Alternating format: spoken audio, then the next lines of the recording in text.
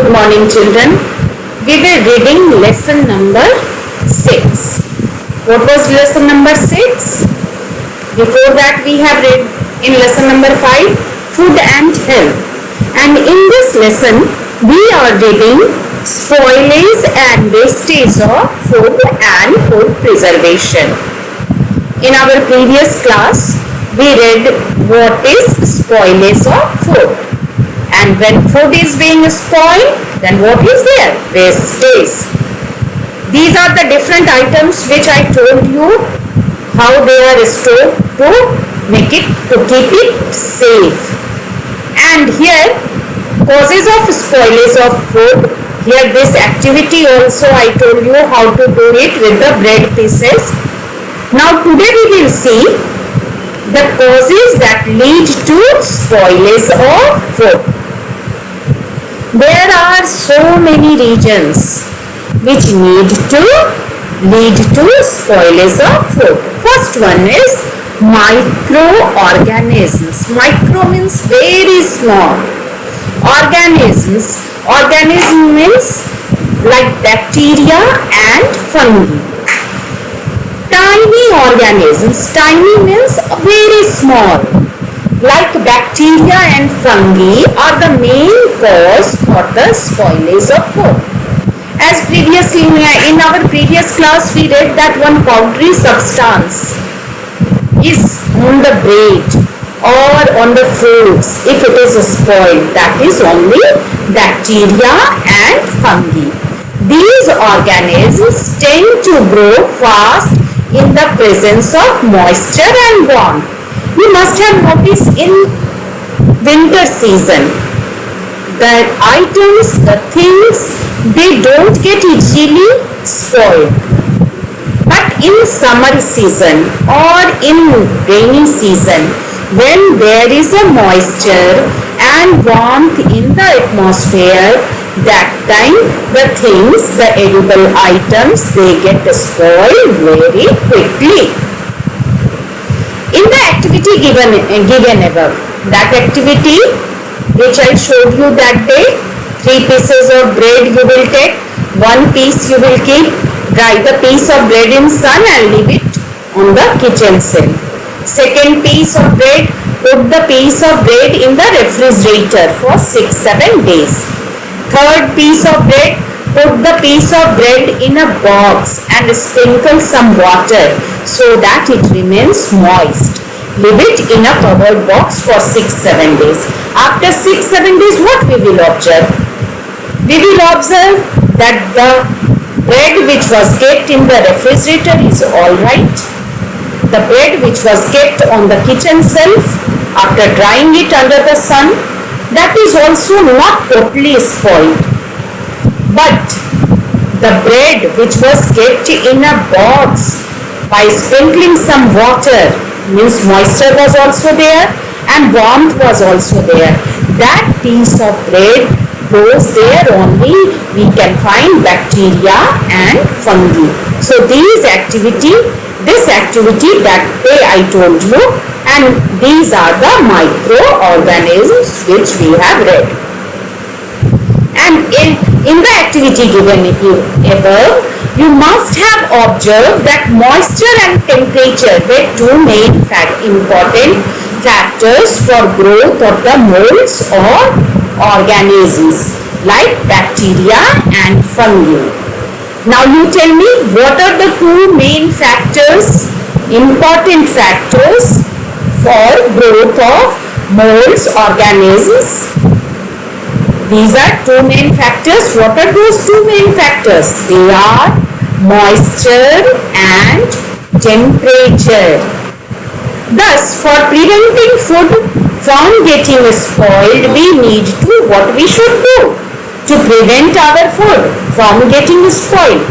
These are the methods given here. First one is remove moisture from food, that is dry it. In the above activity, you must have seen the bread which was dried under the sun. That is also not totally spoiled because moisture is not in that. You must have observed your mother keeps in rainy season, whenever the sun comes, your mother keeps under the sunlight the dry items like pulses or chips or papas. Why? To remove the moisture from it so that it will not be spoiled. Then second is keep the food at low temperature. Low temperature is where? In the refrigerator, to reduce the chances of growth of fungi and bacteria. Fungi and bacteria are the microorganisms which are responsible for the spoilage of food. But when we keep the food at low temperature in the refrigerator, then the chances of growth of fungi and bacteria is very less, because at low temperature fungi and bacteria cannot grow. Second cause of the food spoilage is enzymes. Enzymes are chemicals that are present in all fruits and vegetables. These enzymes are chemicals which are responsible for the ripening of the fruit. But if these enzymes are more than the required quantity, then fruits or vegetables may get spoiled. Here you see what is written. Enzymes are chemicals that are present in all fruits and vegetables. Enzymes are present. They are useful. Why they are useful? Because they cause ripening of fruits. Do you eat raw mango? Raw banana? No. We never like raw mango or raw banana or raw guava. What we like? When they are ripened. Ripened mango, ripened banana or guava. And these ripening of fruits are due to what? These ripening of fruits are due to enzymes. So, in this way enzymes are useful also. But when these enzymes are more, then it spoils the fruits or vegetables. Most raw fruits are green in color. Whenever banana is raw, what is the color of banana that time? Of course green. But when it is ripened, that time the color of banana is yellow. When mango is raw, the color is green. But when mango is ripened, then the color is yellow. Taste is also, raw things taste is also very bitter. But when it is ripened, the taste is sweet. When they ripen, they change their color and become sweet. This happens because of what? Because of the action of enzymes. So in this way, enzymes are useful, but enzymes are harmful also. Here you see, enzymes are thus quite useful. However, they also speed up chemical changes that results in the loss of flavor, color and appearance. Means if more enzymes are there, then the chemical changes will be more, and due to that the flavor of the fruit, the color of the fruit and the appearance of the fruits or vegetables will be changed. They can thus also contribute to the spoiling of the food products. So what we have seen, enzymes are good also. In ripening the fruits they are responsible for this, and they are harmful also. Harmful also in which way? Because they speed up chemical changes that result in the loss of flavor, color and appearance. So the second cause of the food spoilage is enzyme. Now third one is insect, worms and rats. Now insects. These animals usually make their home in places that are moist and dark. Means moisture is also there, sunlight is not there, the place is dark. There insects, worms and rats, they make their homes where food items are available. Have you seen rats? At your home, rat is there. If rat is there, then it is causing spoilage of food. So we should keep our homes, our kitchens rat-free, insect-free. It is therefore very important to keep the cupboards, shelves and containers. We should keep the cupboards, shelves and containers clean and dry. This will prevent them from making a home at places where our food items are kept. Means if our containers are clean and dry, if our kitchen shelves, cupboards are clean and dry, then these insects, worms and rats, they cannot make a home at those places and where our food items are kept. So 3 reasons are responsible for the spoilage of food. What are those 3 reasons? Microorganisms, now only we have read. So if the question comes, what are the 3 reasons responsible that lead to the spoilage of food? First one you will write microorganisms. What you will write second? Second one will be enzymes. And third one will be insect, worms and rats.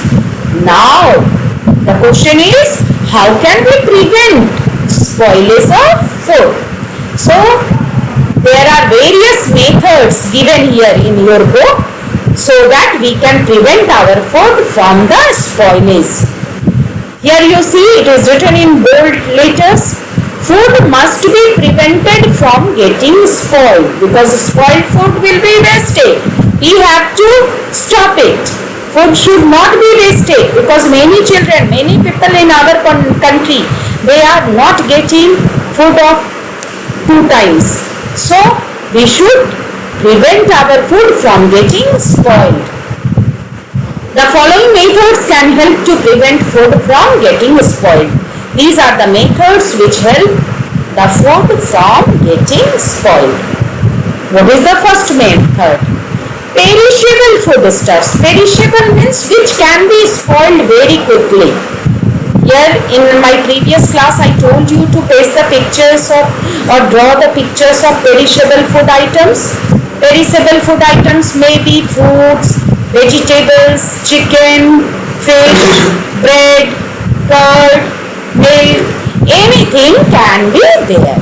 So perishable foodstuffs like milk, meat, fruits and vegetables must be stored in the refrigerator. We should keep all these perishable food items where? In the refrigerator. Why should we keep in the refrigerator? Because now only we have read at low temperature the growth of microorganism slows down and microorganism is responsible for the spoilage of food. Bacteria and fungi cannot grow fastly at low temperature of the refrigerator. Second one is foods like spices, cereals, biscuits and other snacks should be kept in airtight jars. Means if in jar air will go, then these items will be spoiled.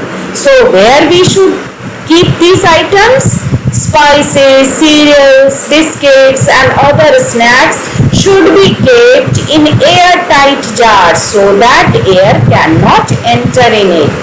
This helps to prevent their contact with the moisture in the air. We have read moisture and warmth.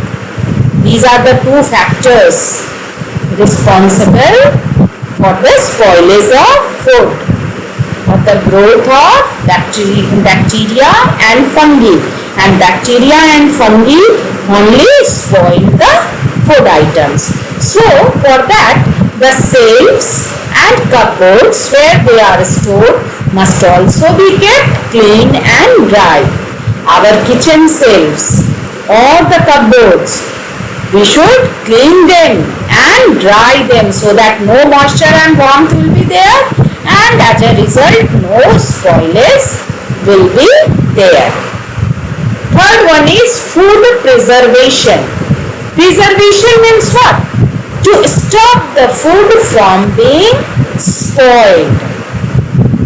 preservation means we should stop the food from being spoiled. Here you see what is written.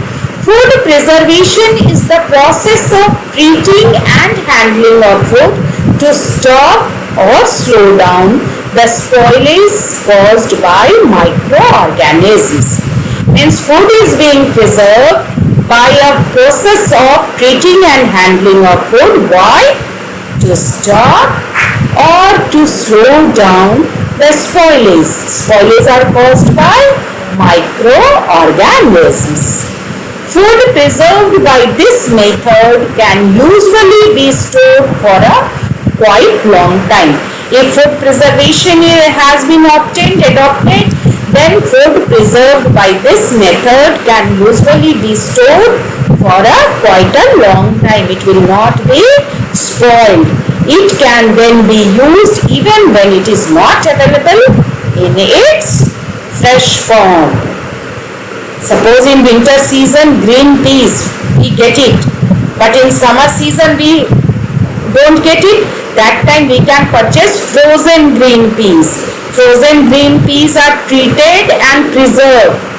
For which season? When they are not available in its fresh forms. Now these are the methods used for preservation of food. Means how can we preserve the food? These are the methods. First one is dehydration. One by one we will read it in detail. First one is dehydration. Second one is preservation by adding sugar and salt. By adding sugar and salt we can preserve the food item. Dehydration means by removing the water content from the food items by keeping it under the sunlight. Third one is preservation by adding acetic acid. Acetic acid is in vinegar. So if we put vinegar in anything, pickles, jams, then it will not be spoiled. Fourth one is canning and bottling. Whenever you purchase pickles or jam from the market, you must have noticed they are put in can or bottles, in airtight bottles, so that it will not be spoiled.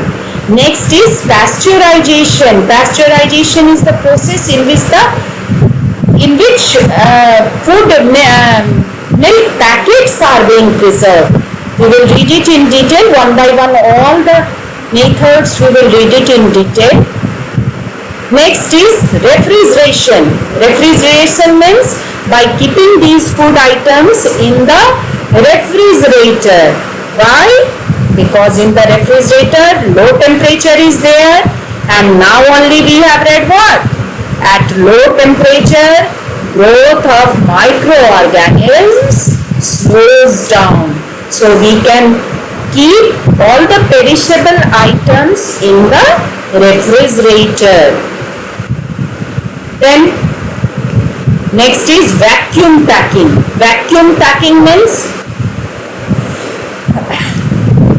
you must have seen, you purchase chips packet from market. The packet is so big, you think that too much chips are inside this. But when you open the packet, that time with a sound air comes out, and you can notice that more than half of the packet was filled with the gas only. Why? Because to reduce oxygen in the package and the another gas is being filled up. Why? So that it will not be spoiled. That is vacuum packing. Here these are the importance of food preservation, which we will read in our next class. And then wastage of food, that also we will read in our next class. Here I have told you about the different methods of food preservation, but I have not explained it to you in detail. We will read this in detail in our next class. Which points are methods are of food preservation? First one is vacuum packing. Then is refrigeration. Then it is pasteurization, milk packets are being packed on this, preserved on this with this method, then canning and bottling, then preservation by adding acetic acid that is formed in vinegar, then preservation by adding sugar and salt, then dehydration. So one by one we will read about all these methods in detail in our next class. Your today's homework is you have to write do you know of this lesson, where you will write in your science notebook, where you will submit on our WhatsApp group. So understood what is your homework for today? You have to write do you know and then you submit it on our WhatsApp group. In science notebook you will write this do you know, at the top you will write lesson's name and then do you know you write. That's all for today. Thank you.